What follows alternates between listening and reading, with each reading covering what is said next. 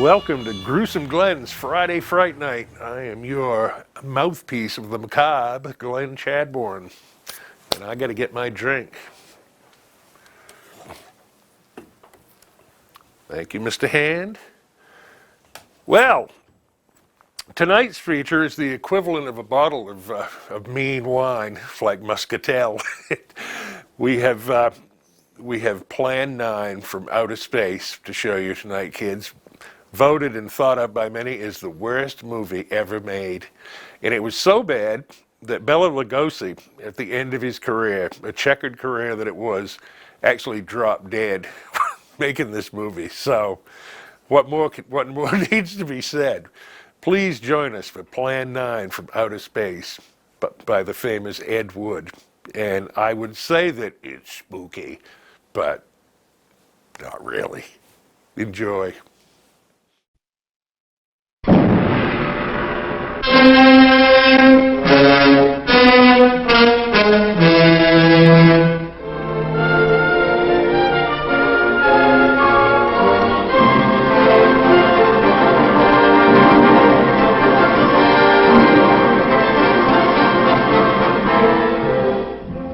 Greetings, my friend. We are all interested in the future, for that is where you and I are going to spend the rest of our lives. And remember, my friend, future events such as these will affect you in the future. You are interested in the unknown, the mysterious, the unexplainable. That is why you are here. And now, for the first time, we are bringing to you the full story of what happened on that fateful day. We are giving you all the evidence based only on the secret testimony of the miserable souls who survived this terrifying ordeal. The incidents, the places. My friend, we cannot keep this a secret any longer. Let us punish the guilty. Let us reward the innocent. My friend, can your heart stand the shocking facts about grave robbers from outer space?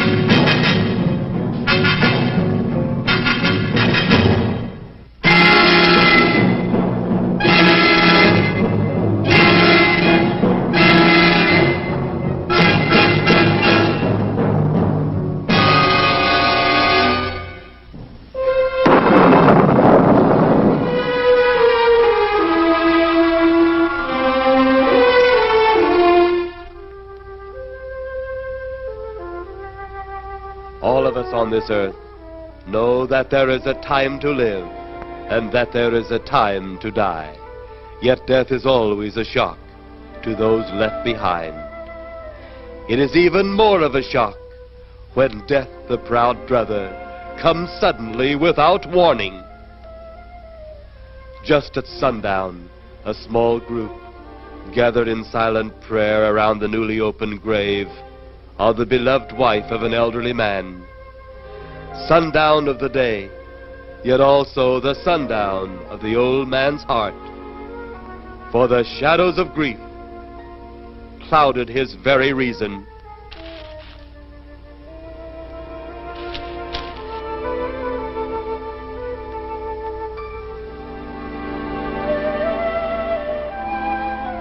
The funeral over, the saddened group left the graveside.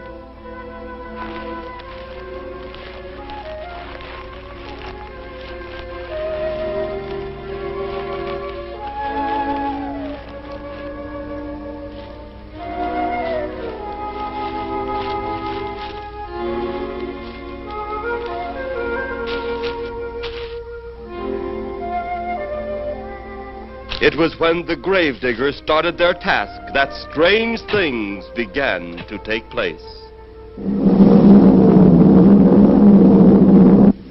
15 to 4. Yep, right on schedule. There's the old San Fernando Valley out there now. You better radio in for landing instructions, Danny. Right, Jeff. Burbank Tower, this is American Flight 812. Over. Wouldn't surprise me any if he's asleep this time of the morning. American Flight 812, this is Burbank Tower. If I were asleep, you'd never get on the ground. In your case, maybe I ought to leave you up there for good. Over. You got me that time, Mac. This is American Flight 812 requesting...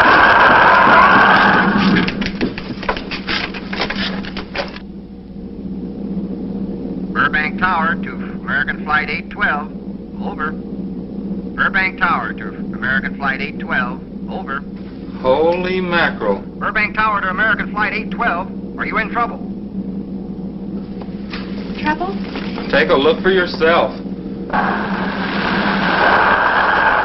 in the world? That's nothing from this world. Burbank Tower to American Flight 812. Are you in trouble? Are you in trouble? Mayday, mayday. Stand by, Burbank Tower. You suppose a passenger saw it? I doubt it. Most of them were asleep. But it was quite a jolt, Jeff. I'll check. Good. We'll get it ready for landing. And keep it quiet until we get instructions. Right. Okay, Danny. American Flight 812, reporting to Burbank Tower. Over.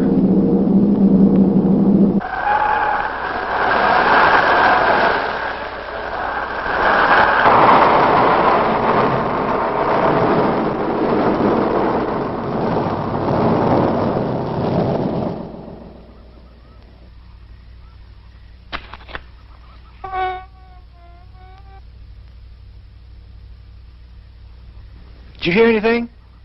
I thought it did. Don't like hearing noises, especially when there ain't supposed to be any. Yeah, sort of spooky-like. Maybe we're getting old. Whatever it is, it's gone now. That's the best thing for us, too. Gone. Yeah, let's go.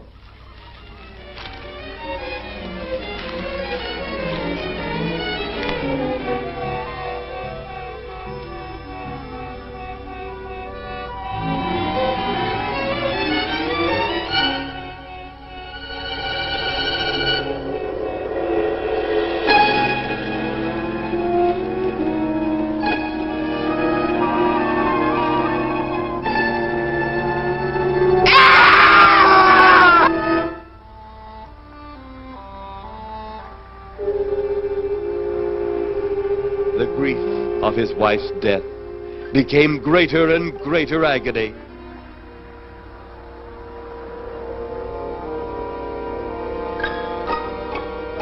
The home they had so long shared together became a tomb, a sweet memory of her joyous living.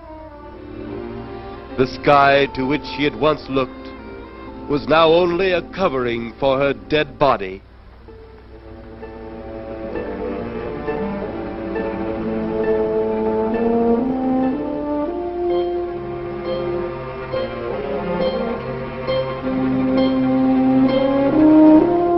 The ever-beautiful flowers she had planted with her own hands became nothing more than the lost roses of her cheeks.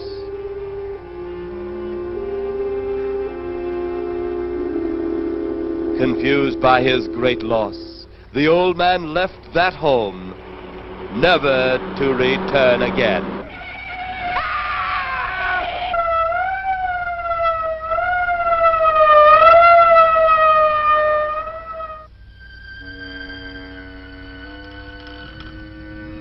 At the funeral of the old man, unknown to his mourners, his dead wife was watching. First his wife, then he. Tragic. Tell me something. Why was his wife buried in the ground and he sealed in a crypt? Something to do with family tradition, a superstition of some sort. Oh. Well, it's getting dark. Let's be on our way.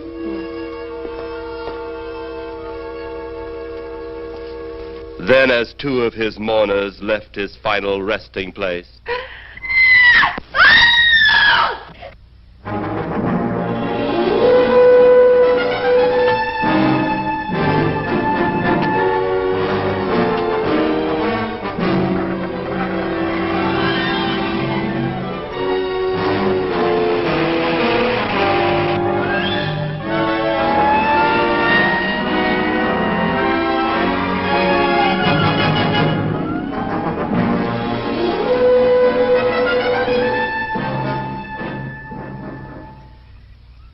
Minutes later, the police, led by Inspector Daniel Clay, arrived at the scene.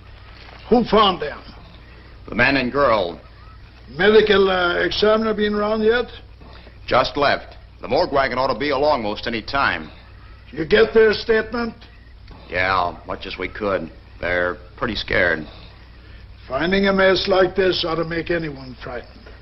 Have one of the boys take the guy and the girl back to town. You take charge. Okay, Inspector. What are you going to do? Look around a little. Pretty dark out there. Once you get beyond the range of those lights, you won't be able to see your hand in front of your face. I will get one of the flashlights from the patrol car. Okay, be careful, Clay. I'm a big boy now, Johnny.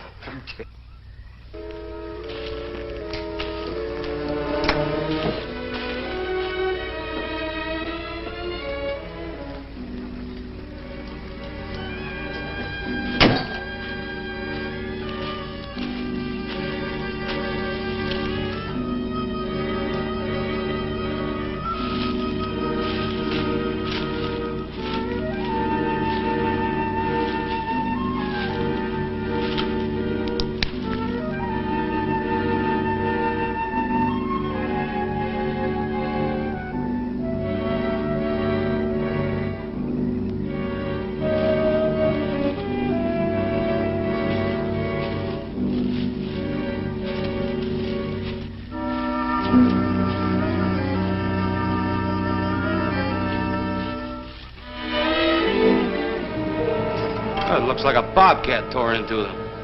Yeah.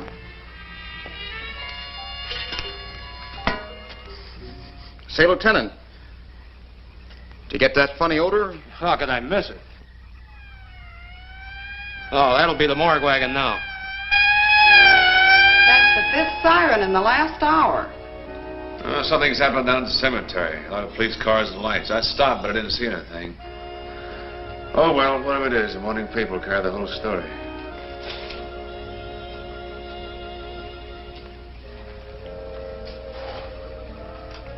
You seem to still be up there somewhere. Maybe I am.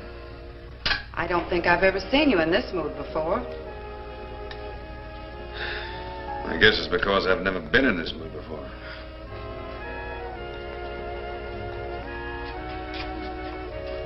Something about your flight? Yeah. What happened, Jeff?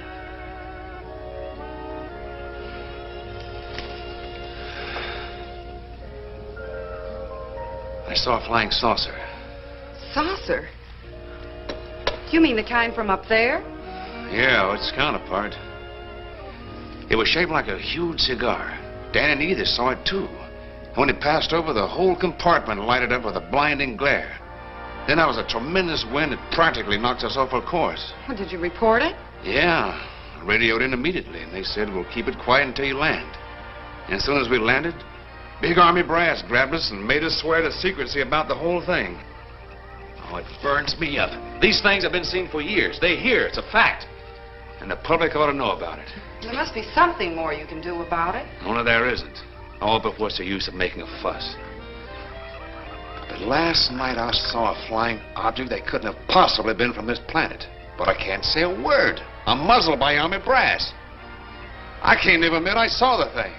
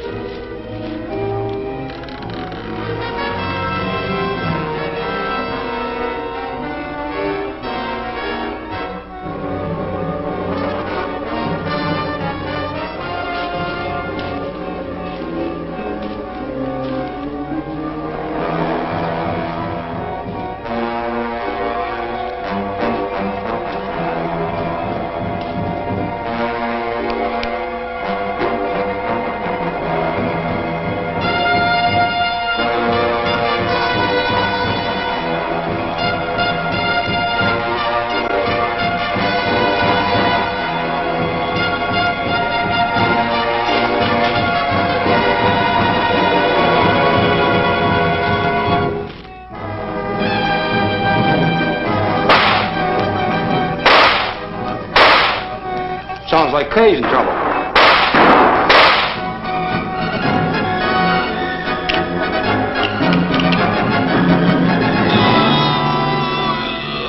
But that apparition we saw had something to do with it. Come on.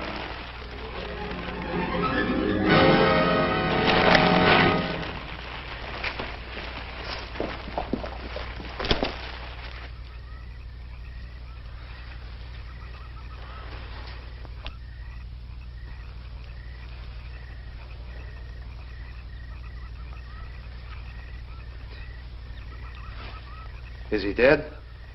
Yeah. He's messed up as bad as those two back there.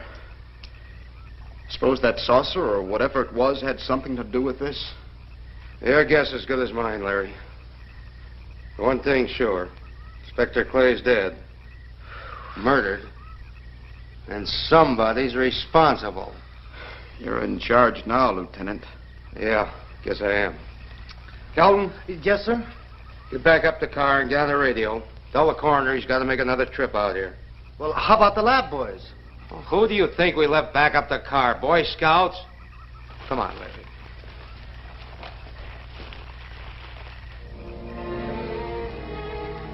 Greater love hath no man than to lay down his life for another. It is always difficult to have last words over the grave of a friend. And Inspector Daniel Clay was a friend, a dear friend to me and to all of us. The bell has rung upon his great career. Now we lay him to rest. A rest well deserved, but so premature.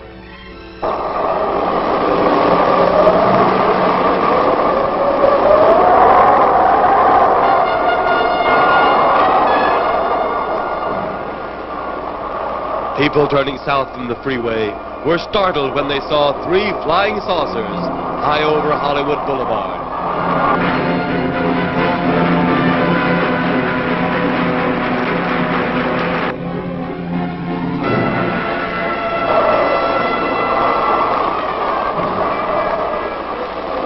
A woman, startled by the sight in the sky, telephones the police.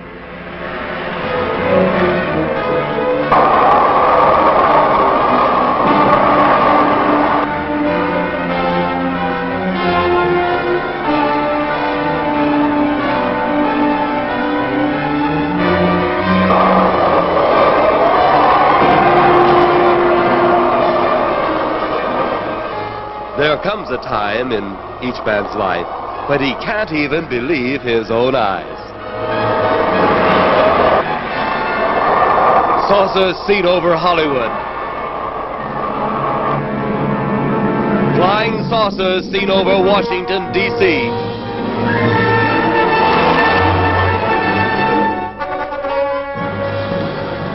The Army convoy moved into the field.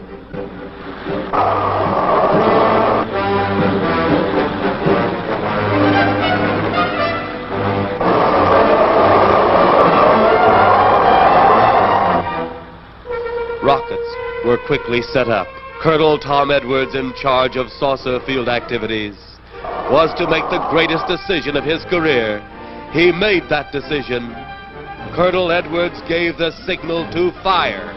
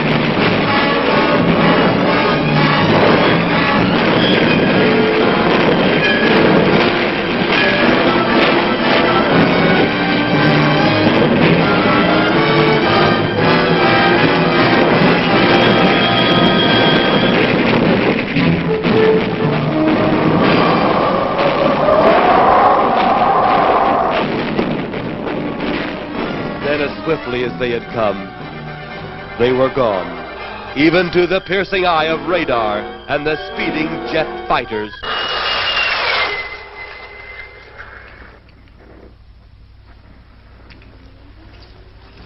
Quite a sight, wasn't it, sir? A sight I'd rather not be seeing. Are you worried about them, sir? Well, they must have a reason for their visits. Visits? Well, that would indicate visitors. Well, the big gun's the usual way of welcoming visitors. We haven't always fired at them. Oh? For a time, we tried to contact them by radio, but no response. Then they attacked a town. A small town, I'll admit, but nevertheless a town of people. People who died. I never heard about that, sir. Well, it was covered up by the higher echelon. Take any fire, any earthquake, any major disaster, then wonder. Flying saucers, Captain, are still a rumor. Officially. Looks like we beat them off again, sir. What do they want? Where are they from? Where are they going? They, sir? Who? Well, this is a training maneuver, sir. We only did a little practice firing at the clouds. Yeah. I wonder what their next move will be.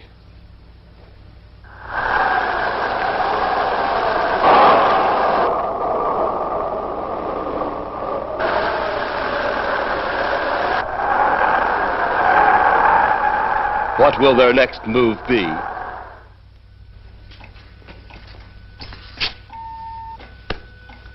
Your space commander has returned from Earth. Send him in.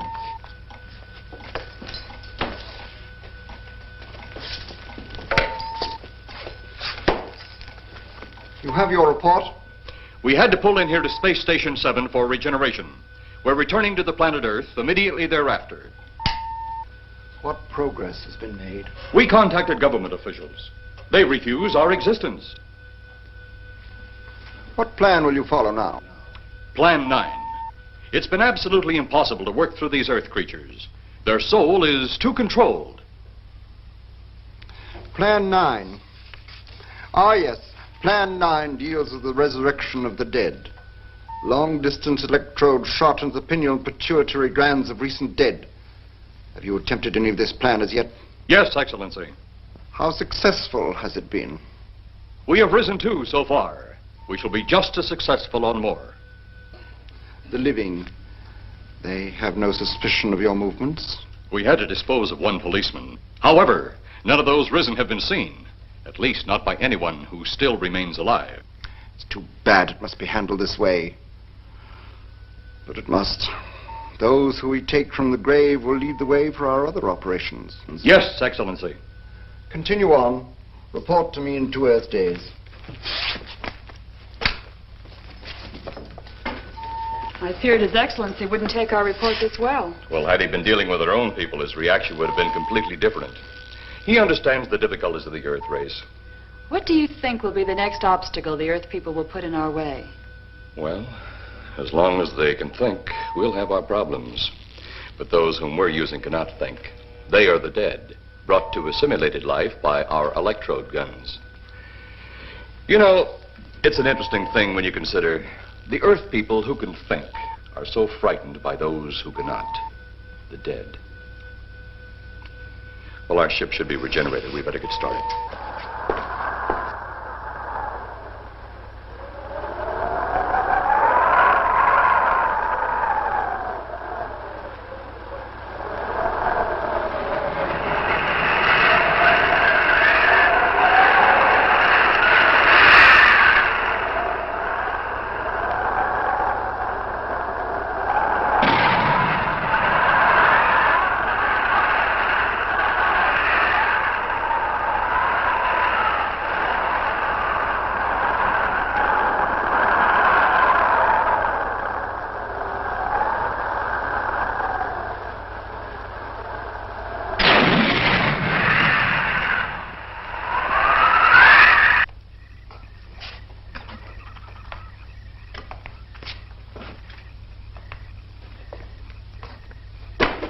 I still think you ought to go in town and stay with your mother until I get back.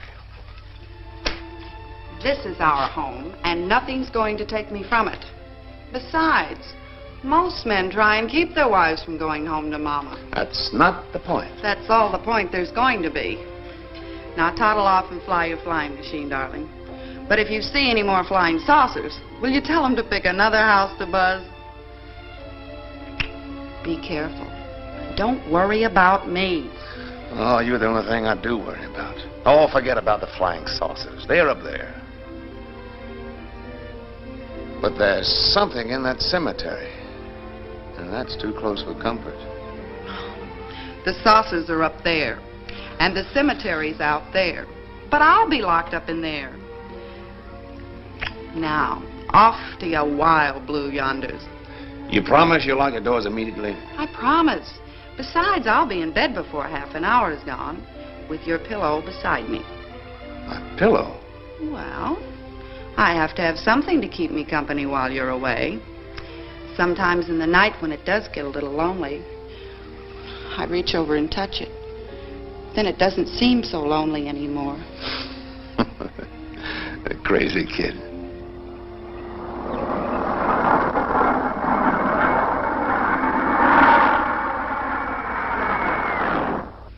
I do love you, darling.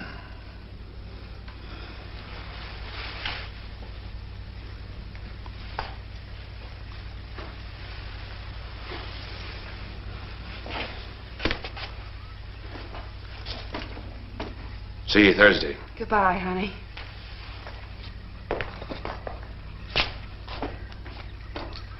You know I'm not leaving you here until you're locked safely inside. All right, darling.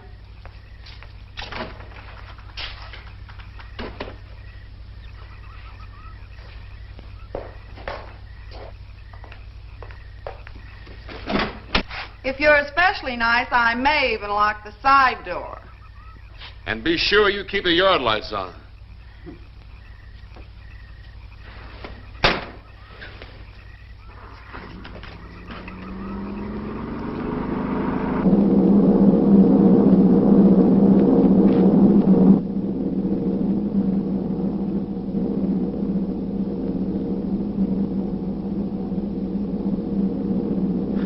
You're mighty silent this trip, Jeff. Hmm? You haven't spoken 10 words since takeoff. I guess I'm preoccupied, Danny. We've got 33 passengers back there that have time to be preoccupied. Flying this flybird doesn't give you that opportunity. I guess you're right, Danny. Paula, Yeah. there's nothing wrong between you two. Oh, no, nothing like that.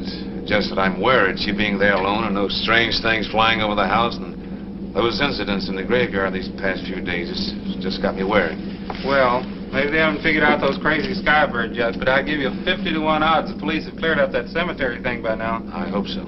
If you're really that worried, Jeff, why don't you radio in and find out? Mac should be on duty at the field by now. He could call Paul and relay the message to you. Hi, Edie. Hi, Silence. I haven't heard a word from this end of the plane since we left the field. I've just been giving himself and me a study in silence. You boys aren't feuding. No, Edie, nothing like that. Hey, Edie, how about you and me balling it up in Albuquerque? Albuquerque, have you read that flight schedule, boy? What about it? We land in Albuquerque at 4 a.m. That's strictly a 9 o'clock town. Well, I know a friend that'll help us. Let's have the problem first. Huh, Danny? Oh, he's worried about Paula. I read about that cemetery business.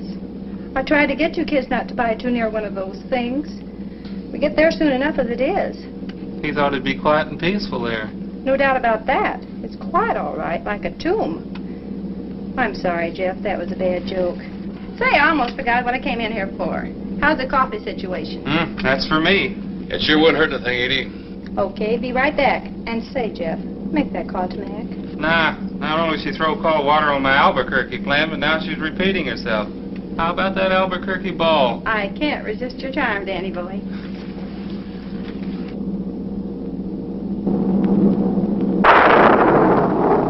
Residents near the cemetery paid little attention to the blast of thunder and the flash of lightning. But from the blast arose the moving figure of the dead old man.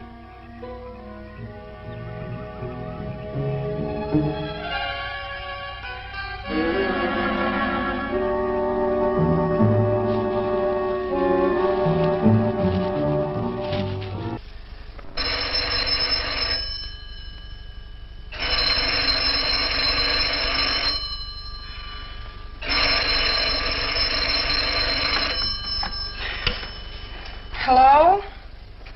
Who? Mac? Well, hi, Mac. Sure, I'm all right. I just fell asleep. Tell Jeff I'm all right. Okay, Mac. Thanks for calling. Good night.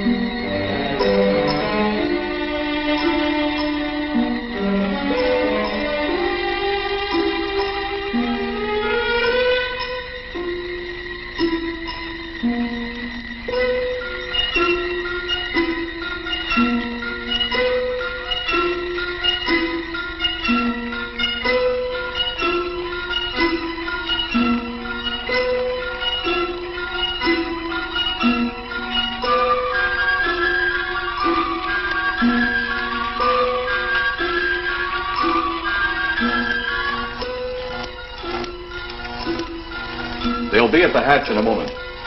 You can open it now, Tanner.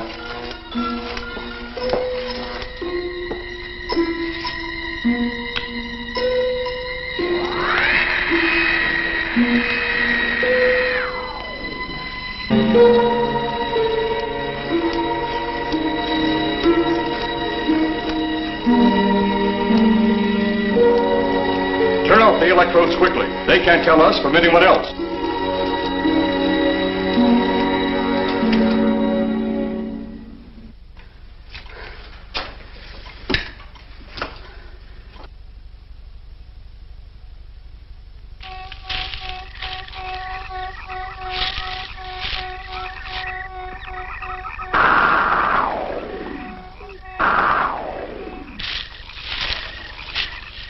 It's tough to find something when you don't know what you're looking for. I don't think the lieutenant does either. Then what are we doing out here? I was off duty an hour ago. Ah, don't ask me any questions. I'm just a hard hand just like you.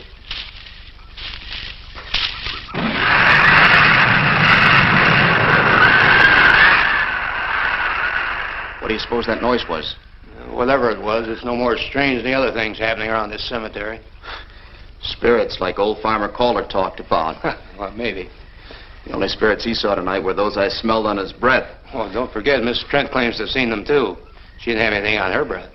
She was hysterical. Well, true, she was frightened and in a state of shock. But don't forget that torn nightgown and the scratched feet. Yeah, I hadn't thought of that. Guess that's why you're a detective lieutenant and I'm still a uniformed cop. Sometimes it's only the breaks, Larry. Meantime, let's get... Lieutenant, did you hear that? How could we help it? It sure was strange. Know what it was? No more than you do. If it went for orders, I'd get out of here right now. It was a saucer. A flying saucer? What makes you say that? Do you remember the noise we heard the other night? We were knocked to the ground. How could I forget? Exactly. But you're not remembering that sound. There you're wrong, Lieutenant. I'm with the fact the sound is similar, but what about the blinding light? Well, haven't you heard? Been many times the saucer hasn't had a glow. Or a light of any kind, for that matter. That proves it. What next, Lieutenant? Oh, Lieutenant, maybe this doesn't mean much, but Jamie Meade found a grave that looks like it's been busted into. What? Where? Why, what? Come on, man, out with it. We haven't got all day to waste. Oh, just over there beyond the crib. All right, show us the way. Look, here it is, Lieutenant.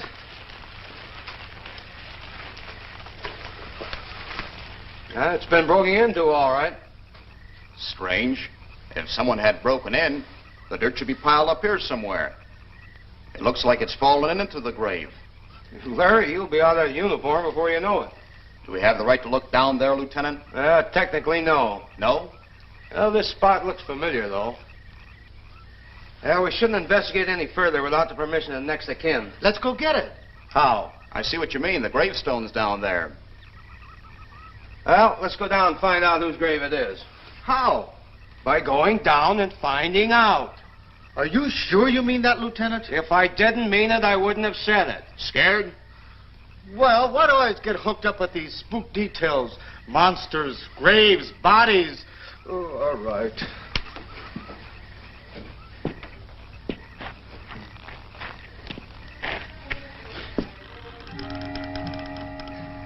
Casket's here, but nobody's in it. Can you read the name on the casket? It's too dark. Give me a flashlight. How about a match? We sure could try it. Let me have them. Okay.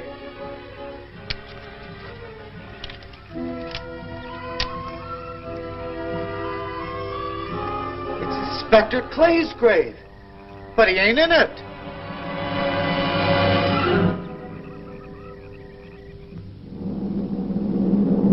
But meanwhile, at the Pentagon in Washington, D.C.,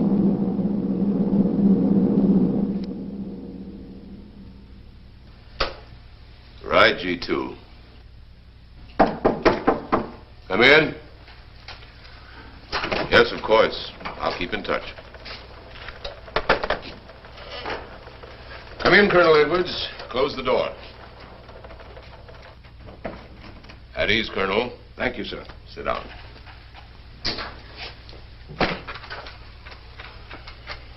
I understand, Colonel, you've been on tap for many of our saucer attacks.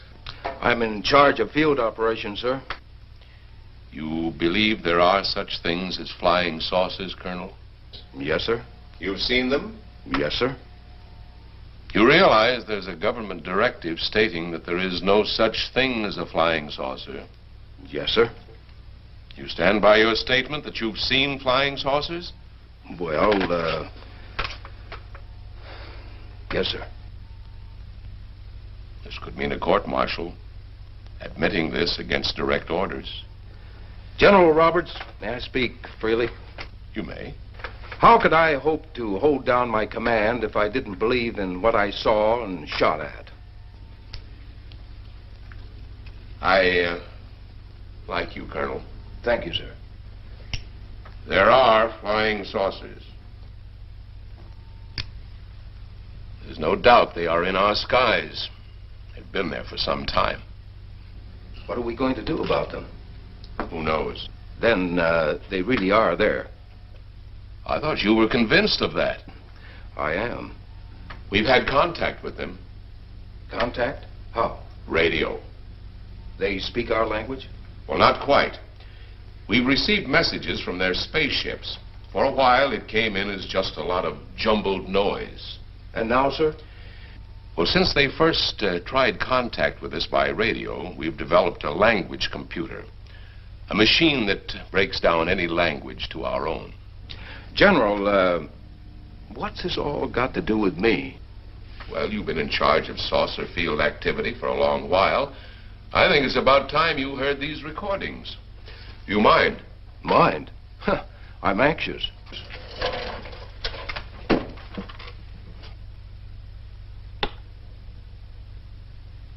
This is Eros, a space soldier from a planet of your galaxy. I fully realize our language differences. However, I also know you finally have perfected the dictorobotery, or as you on Earth call it, the language computer. So you can now understand that which I speak. Since the beginning of your time, we have been far beyond your planet. It has taken you centuries to even grasp what we developed eons of your years ago. Do you still believe it impossible we exist? You didn't actually think you were the only inhabited planet in the universe. How can any race be so stupid? Permit me to set your mind at ease. We do not want to conquer your planet, only save it. We could have destroyed it long ago if that had been our aim. Our principal purpose is friendly. I admit we have had to take certain means which you might refer to as criminal. But that is because of your big guns, which have destroyed some of our representatives. If you persist in denying us our landings, then we must only accept that you do not want us on friendly terms. We then have no alternative but to destroy you before you destroy us.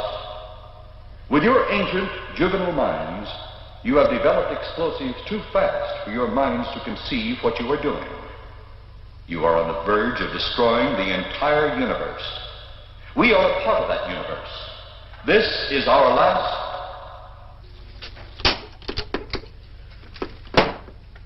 That's the end of that one. Atmospheric conditions in outer space often interfere with transmitting. How many of these recordings do you have, General? An even dozen up to now. This was the last one. We received it over a month ago. Do you think they mean business? We can't afford to take any chances. Come over here. You ever been to Hollywood? Oh, a couple of times, a few years ago. You're going to be there in the morning. Just a few minutes from Hollywood, in the town of San Fernando, reports have come in of saucers flying so low the exhaust knocked people to the ground. There have even been stated claims of saucer landings. Major Carlson will replace you while you're out there. You're the best man for the job of attempting to contact them. Find them, Colonel. See what in hell it is they want. All right, sir.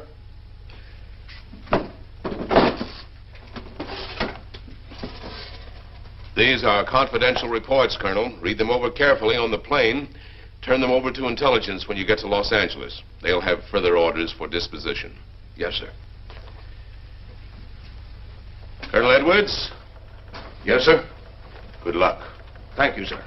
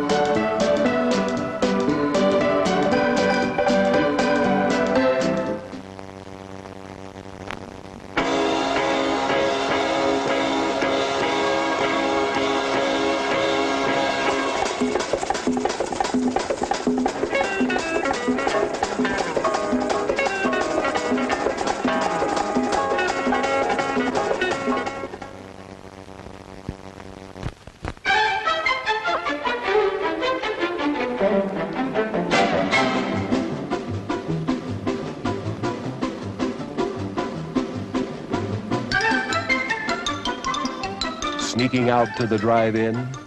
Why not take the kiddies along and save the expense of a sitter?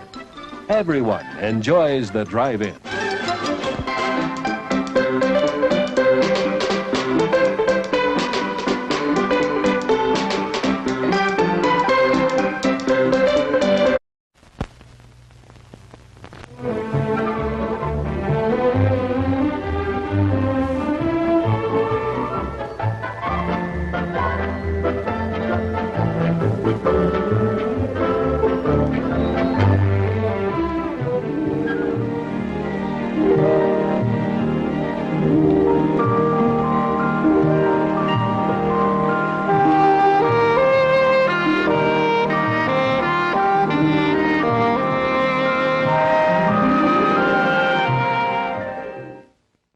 So kids, intermission time.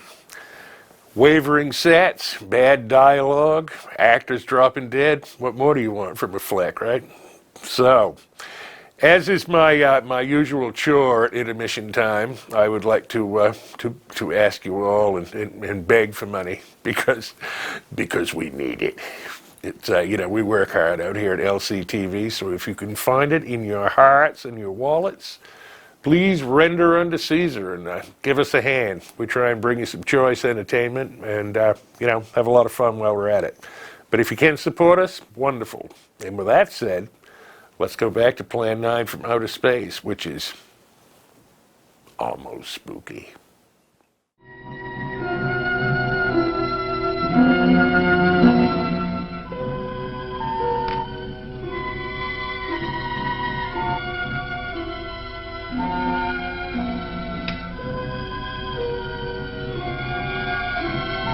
We are ready to report, Excellency.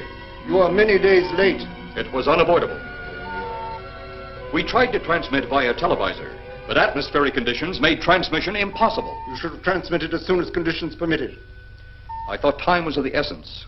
Suspicion has fallen upon our movements. Our ships have been viewed near the point of operations. And what has this added time gained, Eros? We have successfully risen 3 of the dead ones. Permit me to see one. Bring in the big one. Use your small electrode gun.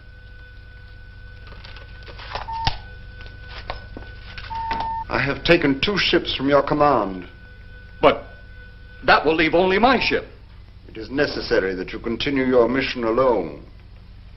I have need of your other ships elsewhere.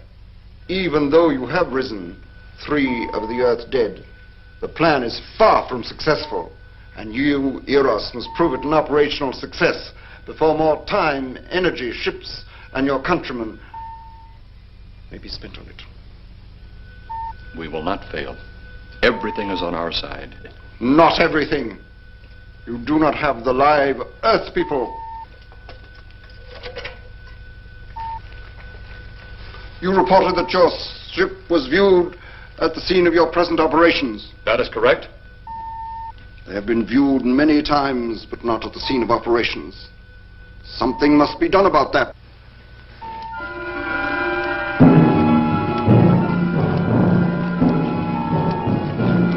Stop him, Turner. He's close enough. Turn off your electrode gun. No! No! Stop him, Turner! I can't get it. It's jammed. Stop him, you fool! Drop the gun to the floor, Tanner. The metal will break contact.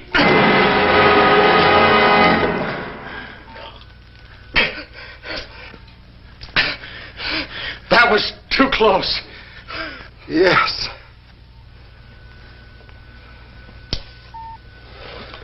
Bring the giant here that I may get a better look at him.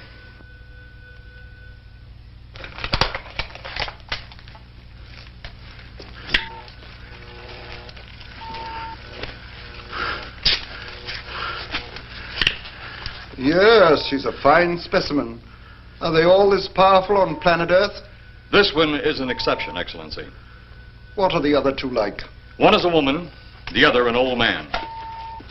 An old man, you say? Yes, Excellency. This gives me a plan.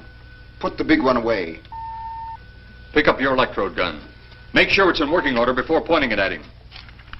Whatever made it jam seems to have been cleared by the fall. Take him back to the ship.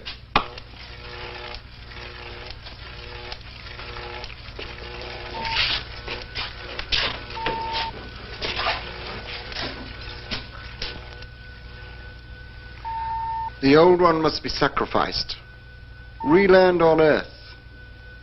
Send the old one to enter a dwelling. Then cut the electrokinetic and turn on your ship's decomposure ray. The result will astound those watching. Astound them enough to delay their intention until you have gained your other recruits from the cemetery. Yes, Excellency. It'll be done. Report to me when this has been accomplished.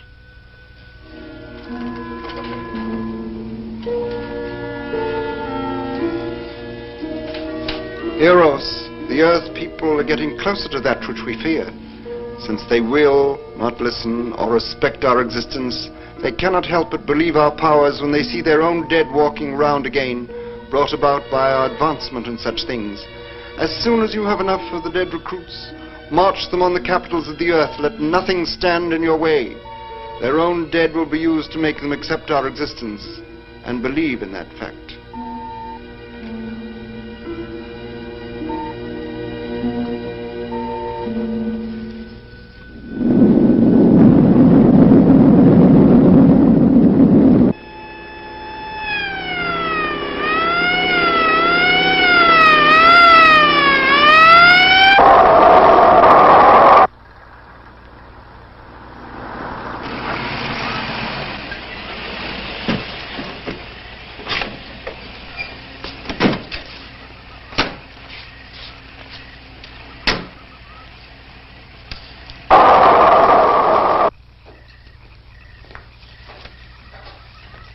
Miss Strand.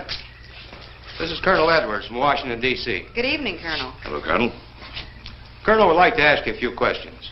Questions? What about, Colonel? May I sit down? Oh, I'm sorry. Please do. I want to ask you about your strange experience the other night when you saw the flying saucer. After that, the police brought me home. I hope I never see such a sight again. Well, after your description, I don't think I'd want to see it either. One thing more. After you were forced to the ground by that blast of wind, was it a hot or cold blast? It's kind of hard to explain. It wasn't hot, wasn't cold. It was just a terrific force. We couldn't get off the ground. The light blinded me so badly, I couldn't see a thing. We could only feel the pressure of the wind until it was gone. When the glare left us, we could see a glowing ball disappearing off in the distance, Which way? toward the cemetery.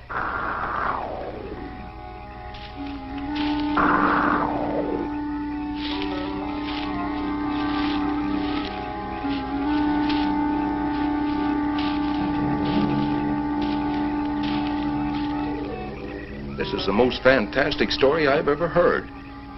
And every word of it's true, too. That's the fantastic part of it. Colonel, we found a lot of suspicious things out in that cemetery. But then again, we didn't find anything to base a fact or suspicion on. Hey, you hear anything?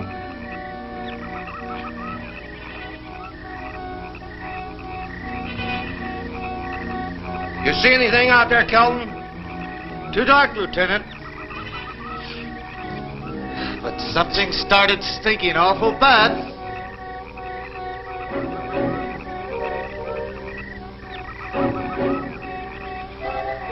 There's something out there.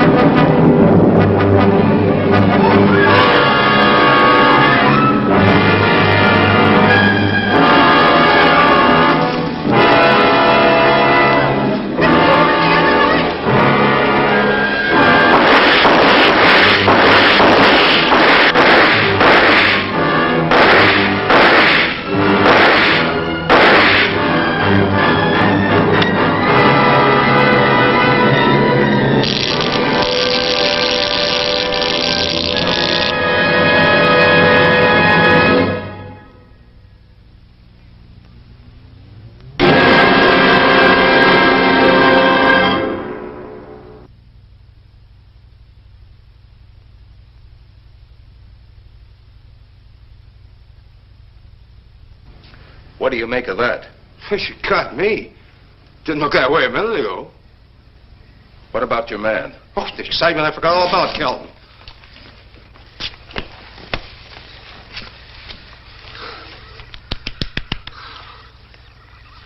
He'll be all right in a few minutes. Did you see that thing? Did you get it? We got it. What was it? It didn't fall. I fired every bullet I had. So did I. I don't know what it was or what happened. But unless that bag of bones over there can reassemble itself, it's out of the running now.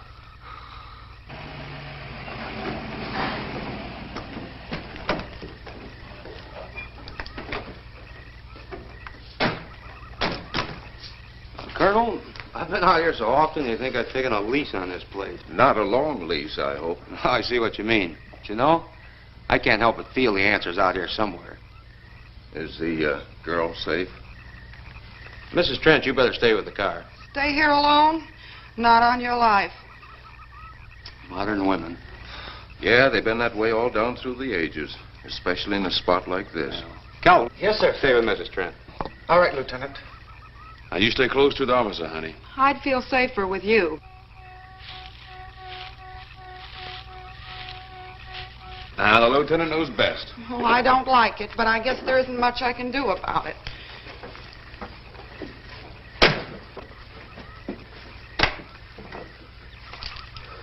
You have a gun?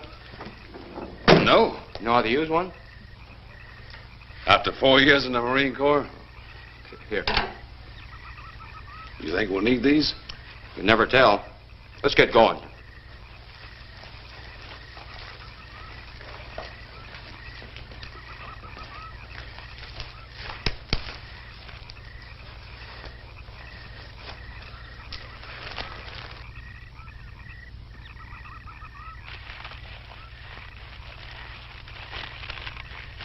Would do you expect to find out here? Well, there's only one answer to that, Mr. Trent. We'll know when we find it. Inspector Clay's grave's right over here. Is that the one you told me was broken into? Yes.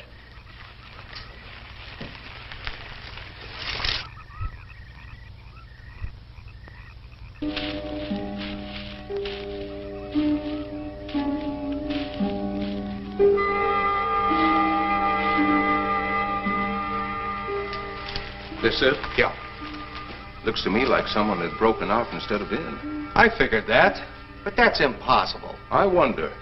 Look, Colonel, some things just can't happen. Yeah, well, after that apparition that was draped across Mr. Trent's patio, I would say we should keep our minds open to anything. Look, Colonel, I'm a policeman. I've got to deal in facts.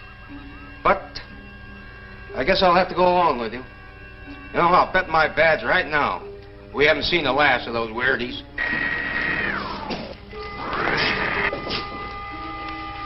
They'll discover our ship soon. You're going to let them find us? It's the only way. These are the same men who have been so close so often. They must be halted before they can inform others about us. But there were others in the car. They'll be taken too. Send the big one for the girl and the policeman. I'll turn on the dictorobatary so we may converse with them.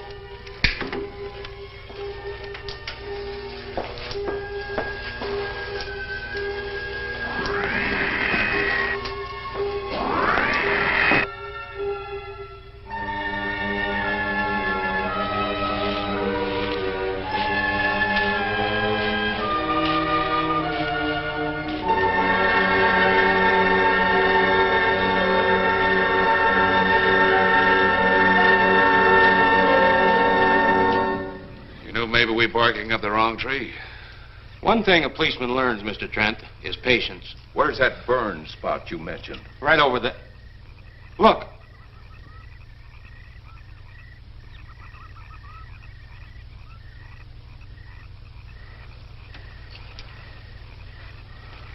We'll investigate, but move carefully.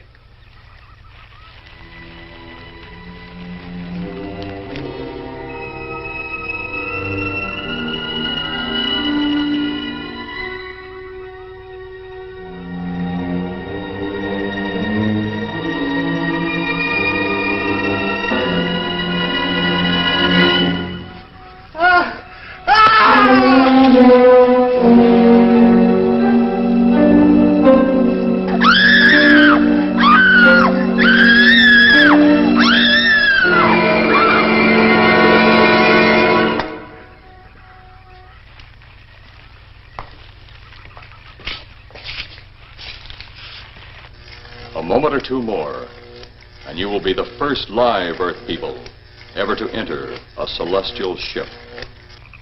Wow. Boy, how can anything that big hide for so long a time? Never heard metal sound like that before. What do you see? Only my reflection. Must be some kind of one-way glass. I wonder how you get into this thing. I'm not sure I want to find out.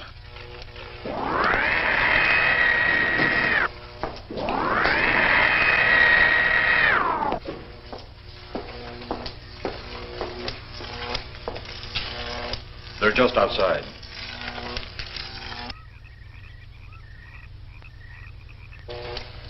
You can open the outer hatch now.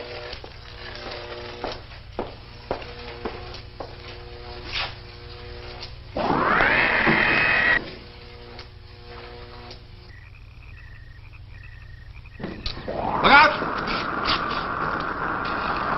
You going in that thing? That's what we're here for. I don't know. The way these things speed around, we might just get in there and off it goes. That's a chance we take. Well, I took a chance on those earlier airplanes. Might just as well see what the inside of one of these looks like. Got your guns ready? I'll tell you one thing. If a little green man pops out of me, I'm shooting first and asking questions later.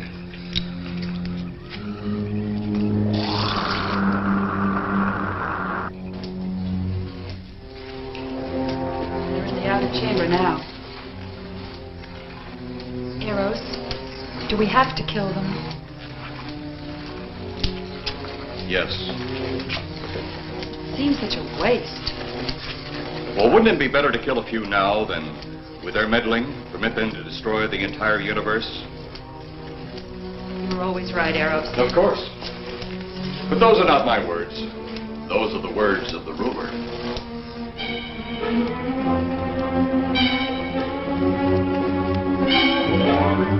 You two stay right where you're at.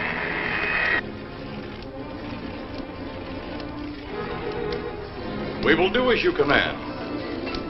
For the moment. No for the moment about it. You just do as I tell you.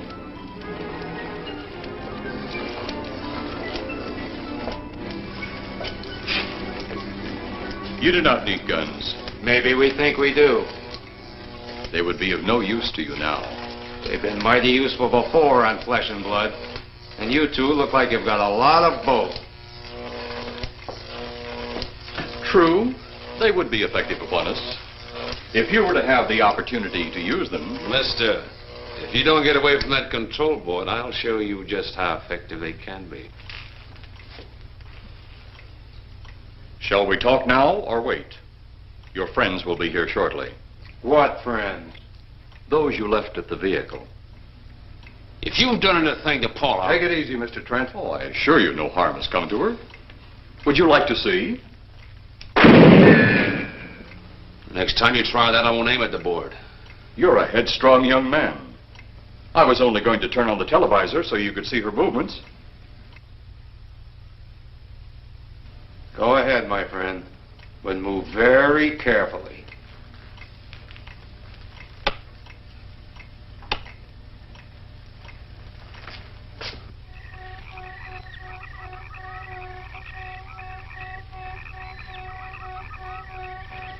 She's only fainted. You fiend. I? A fiend? I am a soldier of our planet. I? A fiend? We did not come here as enemies.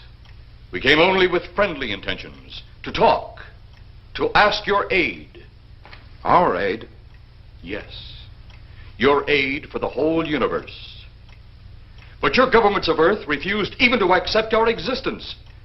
Even though you've seen us, heard our messages, you still refuse to accept us. Why is it so important that you want to contact the governments of our Earth? Because of death. Because all you of Earth are idiots. Now, you just hold on, Buster. No, you hold on. First was your firecracker, a harmless explosive. Then your hand grenade. They began to kill your own people a few at a time. Then the bomb. Then a larger bomb. Many people are killed at one time. Then your scientists stumbled upon the atom bomb. Split the atom. Then the hydrogen bomb, where you actually explode the air itself. Now you can brings the total destruction of the entire universe served by our sun. The only explosion left is the solarite. Why, there's no such thing. Perhaps to you, but we've known it for centuries. Your scientists will stumble upon it as they have all the others. But the juvenile minds which you possess will not comprehend its strength until it's too late. You're way above our heads. The solarite is a way to explode the actual particles of sunlight. Why, that's impossible. Even now, your scientists are working on a way to harness the sun's rays. The rays of sunlight are minute particles. Is it so far from your imagination they cannot do as I have suggested? Why, a particle of sunlight can't even be seen or measured.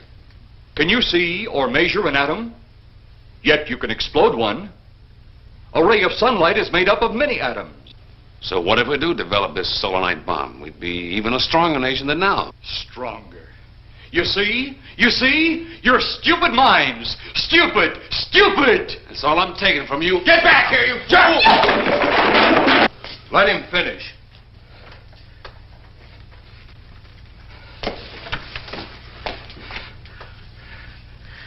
It's because of men like you that all must be destroyed. Headstrong, violent, no use of the mind God gave you. You talk of God? You also think it impossible that we too might think of God?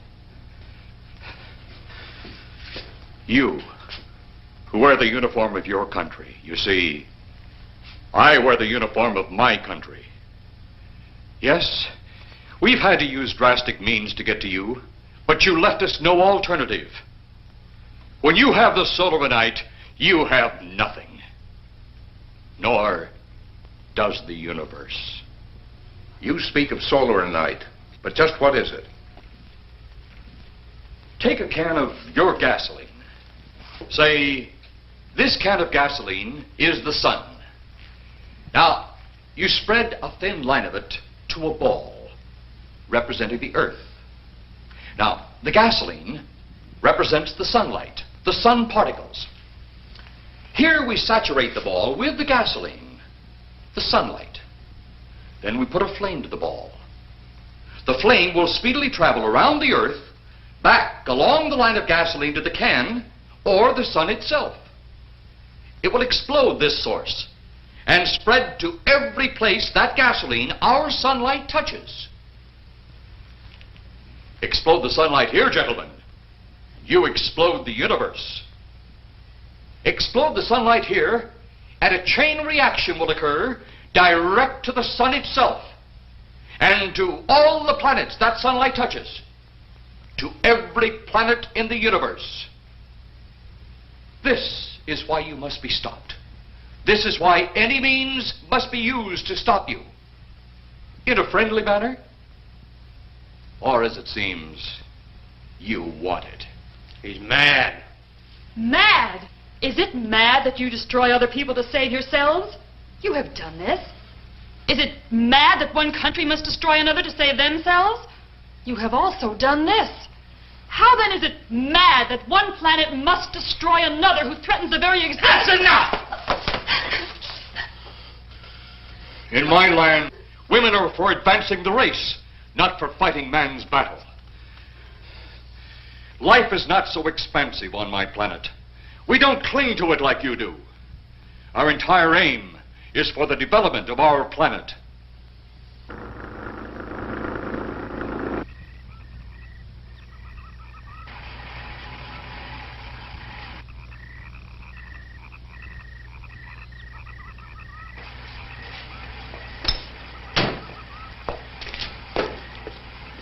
What happened to you? How come you're all alone? I asked for lots of help. You sounded drunk or something on the radio. If I didn't see it with my own eyes, I'd never believe it. Believe what? It was horrible. And he almost broke my shoulder. Look, what are you trying to say? If you don't make sense, we'll never get to the bottom of this. Now, who slugged you? Inspector Clay. What? It was Clay, all right. Only not like we remembered him. Well, his leg was busted into, wasn't it? Next, you'll tell me you saw skeletons. We did, earlier. Now I know you're off your rocker. All of us saw it. The lieutenant, the colonel, everybody. Where's the lieutenant now? We've got to find him. Mrs. Trent is gone. I was left here to guard her. But Clay showed up and put me out of the running. And the second time tonight, and I'm getting darn tired of it. Which way were they going? Off that way. Come on.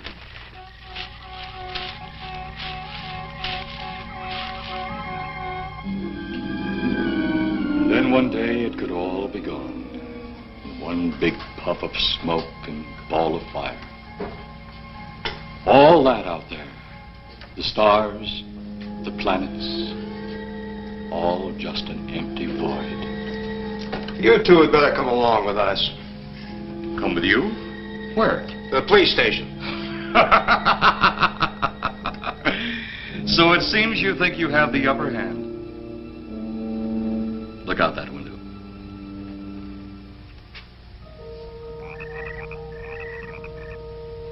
Jeff.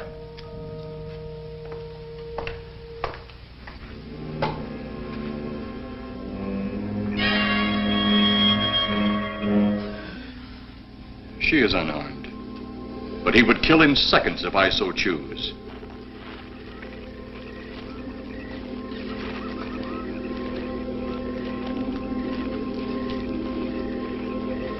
Holy cow!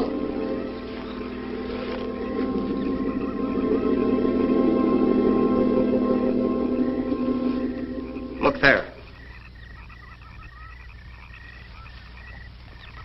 It's Clay, all right. There's no mistaking that. And he's got Mrs. Trent. Get your gun ready. From all I've seen tonight, guns won't do any good. Clay is dead, and we buried him. How are we going to kill somebody that's already dead? Dead! And yet there he stands. That other one earlier, I emptied a full clip into. I'm seeing it. That's the only reason I'm listening to you. Look, I've got an idea. Hurt him or not, we've got to try something. I'm going to sneak up behind him and whop him over the head. That ought to make a move. Follow me. Even when Clay was alive, he couldn't run fast enough to catch me. So when he does, you grab Mrs. Trent and run like lightning in the opposite direction. Oh, you think it'll work? Know of anything else to try?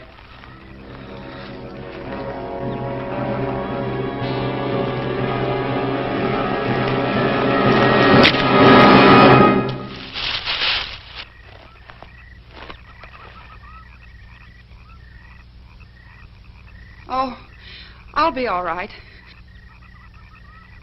Take care of the others. Your men have felled the big one. This could only happen because the electrode ray is off. He'll walk again when I turn it on. Hold it. Right there. Suppose the lieutenant and the others are in that thing. Well, supposing there are Martians or something in there.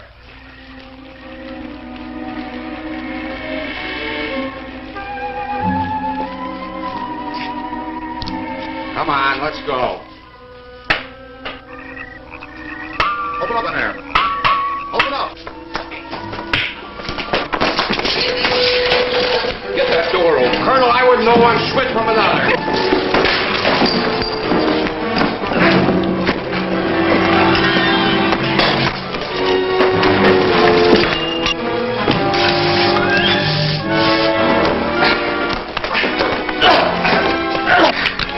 Hold on to him, Eros. I'll have the ship in the air in a minute.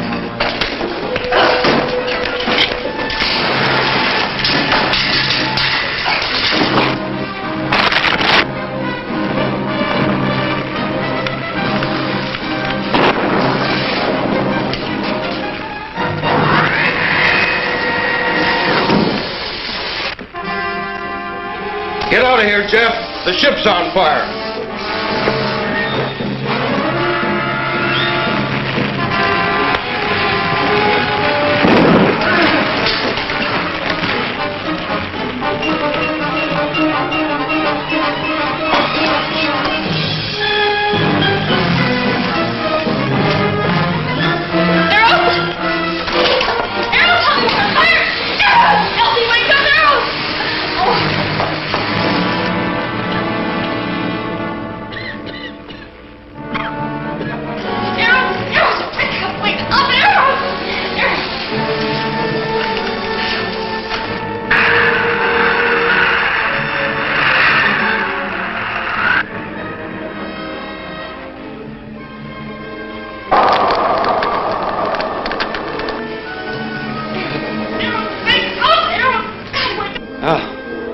I wonder if that's the last we'll see of them.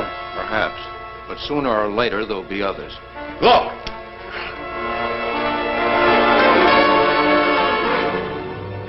Have they caught that woman?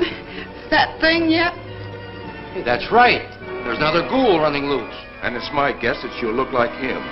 With the ship and the ray gun gone, they have no control. We gotta hand it to them, though. They're far ahead of us.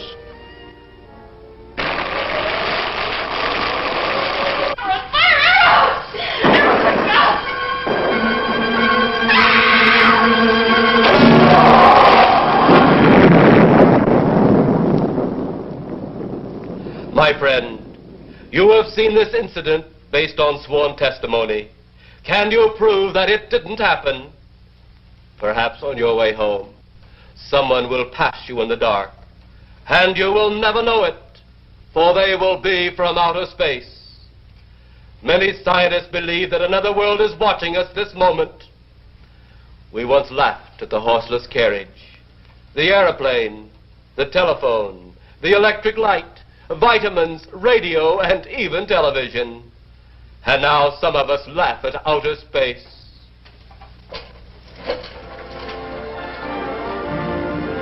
God help us in the future.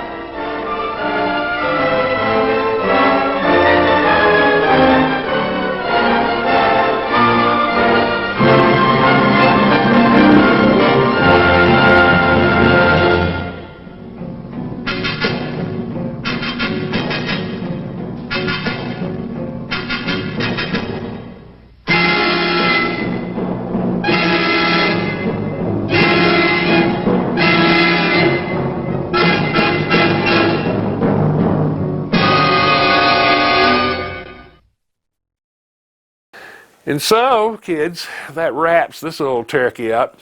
I certainly hope you enjoyed it. There is such a thing as a movie being so bad that it's great, and this might be just one case of that coming true. They made a parody of the film with Johnny Depp a few years ago, and it was actually well acted than the actual film. But there was a lot of love for Ed Wood back in the day. You know, I mean, he really had soul. He really tried. And even though that you could see, you know, threads from the top of his flying saucers as they sashayed across the screen, Ed was a kid with a train set, and he really enjoyed his craft. So, for whatever reason, let's hear it for Ed Wood. And with that said, we will see you next week, where things will get back to being spooky.